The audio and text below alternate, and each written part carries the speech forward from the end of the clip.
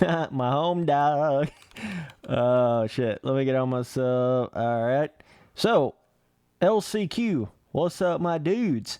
So, if you guys didn't know, they're still running the Pro MX Simulator races, even though they're not doing it in real life, right? Oh, my God. These starts in the LCQ, I swear to God. Check this out right here. Holy fucking shit, dude. Oh my God, by the grace of Pastrana, I made it out of that right there. God dang. Dude, it's been forever since I've been like in the thick of it up front in an LCQ. I forgot what that felt like. God. Dude, you gotta, it's a whole nother level trying to hold it together up front of an LCQ because there's 4, 5, 6, 7, 8, 9, 10, 11, 12, 13, 14, 15, 16, 17, 18, 19, 20 people. And you got to get top 4 versus the heat race, which is like 18 people, and you only got to get top 9, right? So just a little recap of my heat race. I was very well in a good position to get in. I was running like 6th, 7th, midways through the race, just chilling, just going to cruiser to the finish, get into the main event, and just had a little incident up here on this jump right here. Actually, I think it was this one right here. Naturally, everybody's kind of, curving to the left of the way the corner is going right there to set yourself up for the corner. Collided with a guy over that jump. It is what it is. Kind of a little racing incident there, but I don't know. That took me out of the heat race, basically. See, this is the thing with me racing now. Now I'm getting that race experience again. So now, it's been so long since I've really raced like this.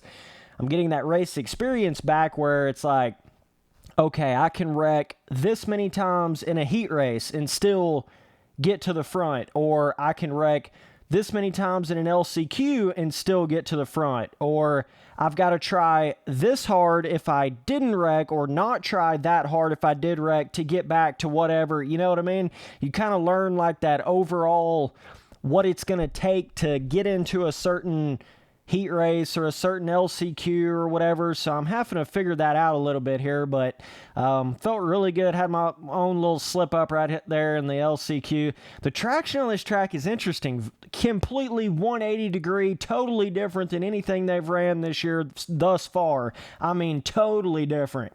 You guys remember me making that video on, I guess that was the last round at Indianapolis, with all the slick, slidey, feeling like you're sliding all over the place.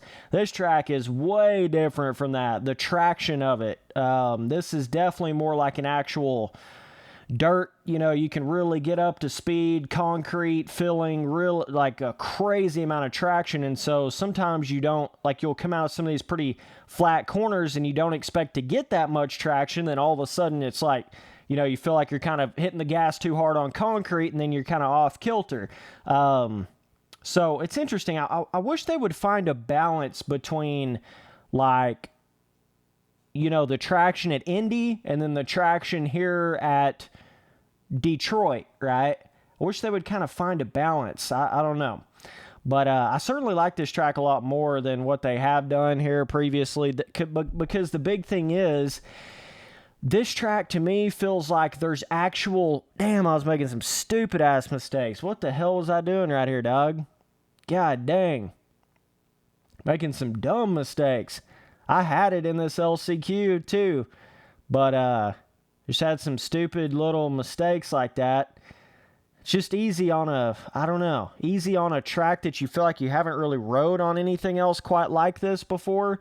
You know what I mean? Because it's definitely a very different kind of track like that. But I made a push to it here at the end. I mean, I was riding like main event pace here at the end. I think I hit this quad right here 1 lap, which is pretty difficult on the 450. But shit, I didn't realize I was all the way back to P9. I made if I just wouldn't have made, well, obviously that first big mistake where I wadded over that one jump, but then running into the dude and then not being able to jump the triple, if I would have eliminated both of those mistakes, I for sure would have made it in, because at the very end, I was still only 5 seconds behind 4th, right?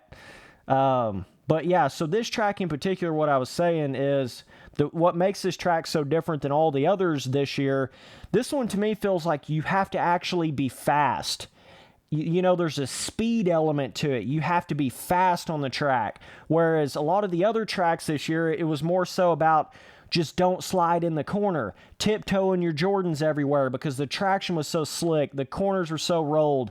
Whereas this track, it's more so like, damn, how hard can you really hold that gas on all the way through that corner? So I felt like this track to me had more of a pure skill gap, more of a real skill gap to it. Not so much just tiptoeing your Jordans and go slow everywhere. It felt more like the faster dude was actually better on this track. You know what I'm saying? You feeling my vibes? I was definitely more impressed with this one. RF just saying, stay on this kind of vibe.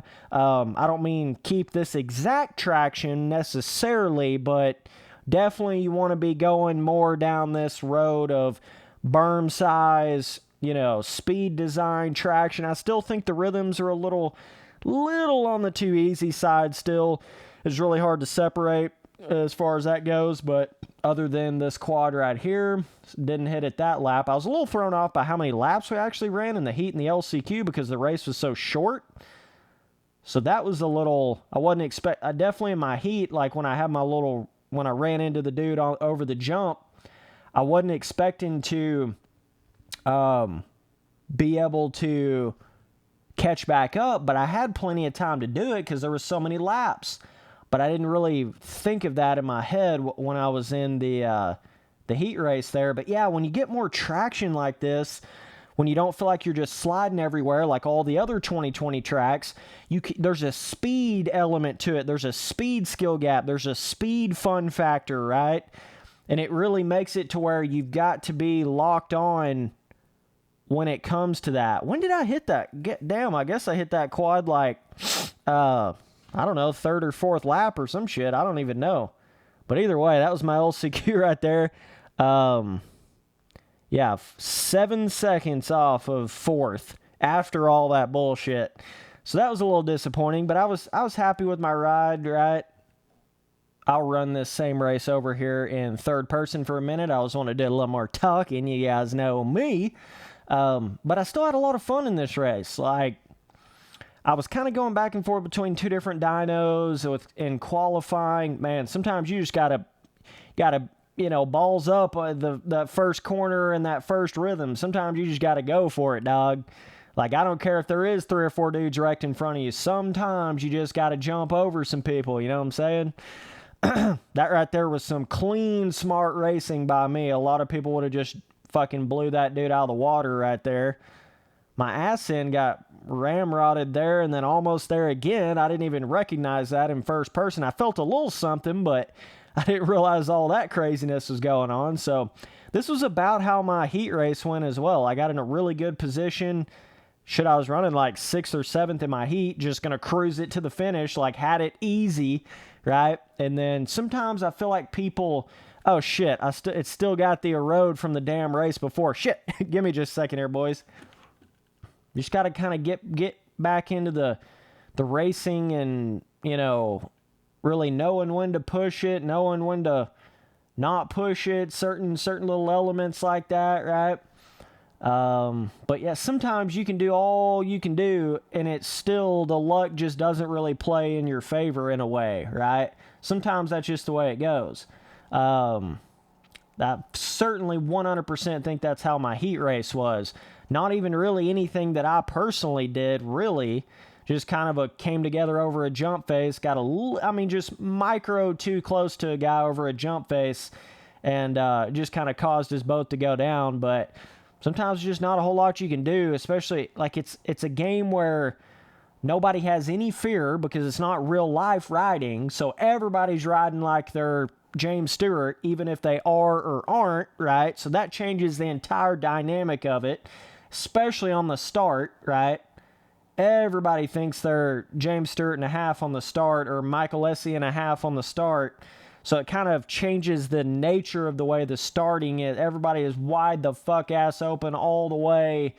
You know what I mean? No matter who you are, that's what you're doing on the start. So it's a lot harder to get consistently get, you know, good starts in this game, right? That's kind of what I'm trying to get at by that. But yeah, I was a lot more impressed with this track for sure.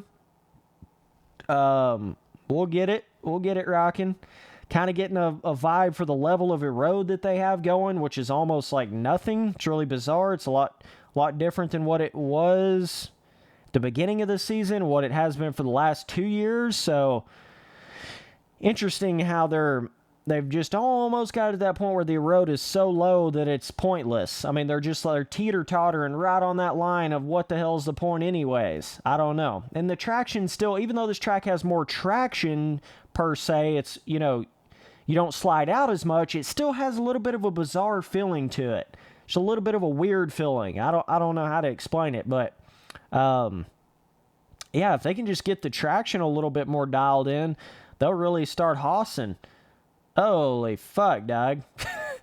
That was a little close. A little close for comfort. We weren't really close enough, but either way.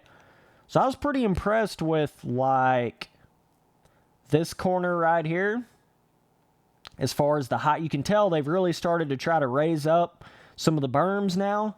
Remember me telling you, all you guys at the beginning of the series, just wait till they get deeper into the series. They will eventually start putting bigger berms, more traction, less of this flat tracking bullshit, bigger rhythms, you know, all this shit. I said they would do all this eventually. I'm just so confused why this is not like the way it was at round 1 or round 2 or round 3. Well, you know what I mean? I knew this would happen. I knew it would take them this long to get their shit together. I don't know. You know? Making the whoops a little more skill gapped, right? Making the triple landings a little bigger, but not insane booter-ass triples. They're starting to get it, finally. They're starting to get all these little elements, but it's taken them damn near the whole series at this point to do it. AKA why I didn't even race the first half of the series, because I knew this is the way the shit would have been. I knew this is the way it would go by how far off they were at Anaheim 1. I just knew it. I just had that feeling, and that was the case. It's taken all the way to Detroit. Fucking round, what even is this? Like around 12? Past halfway for them to really start getting actual traction, actual berms, actual jump rhythms, actual whoop skill gap, actual speed skill gap, actual decent main triples. I mean, all this kind of shit, you know? It's taken them that long, but they're starting to get it. Now it's just tinkering a little bit with the traction and certain little things. I was kind of disappointed with this corner right here specifically. I don't know why the fuck that one was so smoothed off compared to the others, but for the most part, every other corner was pretty solid, I felt like. And the traction helped a lot too, right? That makes a big difference, like I was saying. You can have pretty small corners, but as long as you got a pretty good traction where you can really dig into the ground and get on the power without sliding out, you don't have to have giant-ass berms. Like this corner right here, even though it's a pretty small berm, you got a lot more traction, so you can just dig out of the corner and just carry the power through. So, yeah, I wish some of these jumps right through here would have been just like 5 or 10% taller scaling-wise. That way it was just a little, like even if you come up short or over-jump some of this stuff, you're really not going to wreck. You know what I mean? And it's kind of the same way with coming through this corner and hitting these jumps right here. You're just really not going to wreck if you come up short or over jump. You know, they've almost got their rhythm jumps to the point to where they're not even really like scary. So then everybody's just hitting them perfect every single lap, and then you kind of start building like a super train of dudes. Whereas like, you know, on some of the 17 tracks, there was one big line that was really a time saver, and it was hard to hit every lap, and you could really separate yourself by doing it.